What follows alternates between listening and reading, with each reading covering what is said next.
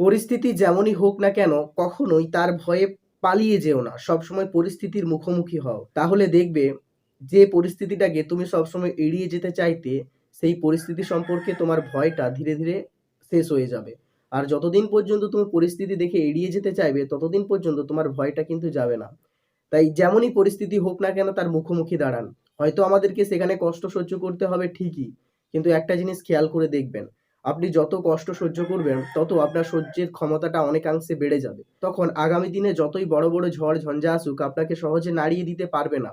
তাই জীবনে সুখী হতে গেলে সবসময় আপনাকে কষ্ট সহ্য করতে হবেই। কিন্তু আজকের দিনে বেশিরভাগ মানুষই কষ্টকে সহ্য করতে চায় না। তারা সবসময় জীবনে সুখ শান্তি চায়। কিন্তু সুখ ও শান্তি দুটোই ভগবানের সৃষ্টি। আপনাকে ভগবান যেমন সুখ দিয়েছেন ঠিক তেমনি আপনাকে ভগবান দুঃখও দিয়েছেন।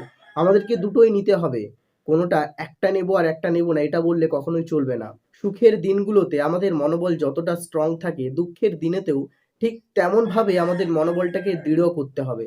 তাহলেই আমরা জীবনে সাকসেসকে অ্যাচিভ করতে পারবো। কিন্তু যদি আমাদের জীবনে একটা বড় রকমের ঝড় ঢুকে আর সেই ঝড়টাকে আমরা সামাল দিতে পারলাম না, তখন কি হবে?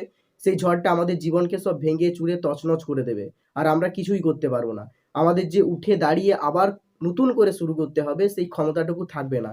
তাই প্রত্যেকটা মানুষের কাছে বলার যে আমাদের জীবনে ঝড় ঝঞ্ঝা ব্যর্থতা আসবেই, এগুলো কমন ব্যাপার। কিন্তু সেই ঝড় ঝঞ্ঝার পরে আবার আপনাকে উঠে গিয়ে শুরু করতে হবে। তাহলেই দেখবেন আপনি সাকসেস হতে পারবেন অবশ্যই।